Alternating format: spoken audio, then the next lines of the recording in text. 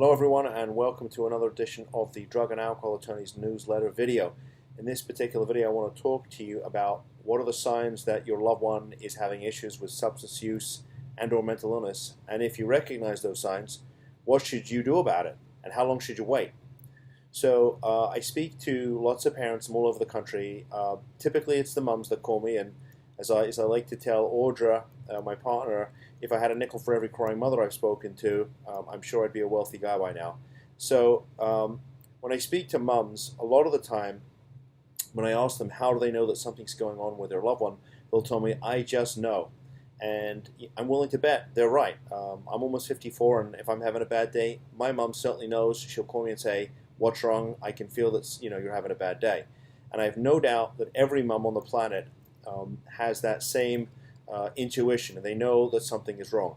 However, if I get to court and I have to prove a case, telling the judge or the magistrate, she's the mum, she just knows, isn't quite going to cut it. So we have to have evidence. And so if you are in regular contact with your loved one, if you speak to them regularly, if you see them regularly, if they live with you, then you will be familiar with how they normally are.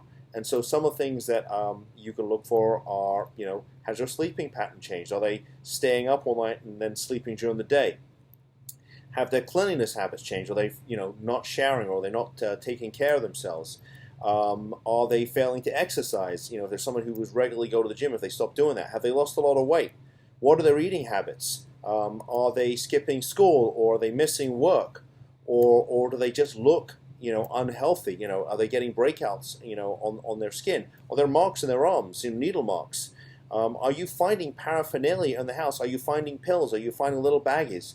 I mean, these are all things that, as a parent, that you will, if you take a little time to investigate, you'll find, evidence that something's going on. So then the issue is, well, how long should you wait?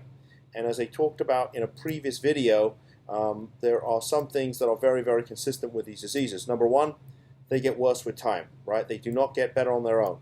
Like any other disease of the mind or the body, they get worse with time. And so that really leaves, three options: treatment, prison, or the morgue.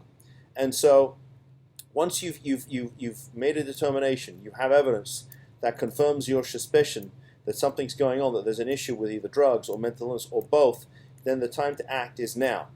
Now, that being said, that doesn't mean to say you have to call us and say, well, I want to do a Marshman Act or a guardianship, although that may be appropriate depending on the discussion we have with you. But maybe an intervention is necessary. Maybe they need to see a therapist. Maybe they're willing to go. So sometimes if someone's willing to go and get treatment, then obviously you don't need us. So with that said, what I would say to you is be a nosy parent. Take an interest in what's going on. If there seems like there's something that, is out of the ordinary, give us a call. I'm more than happy to chat with you and have that discussion. If you need access to a therapist or a clinician or an interventionist, again, I'm happy to give you access to all the people that we work with. So with that said, take care of yourselves, be safe, and until the next time, thank you very much.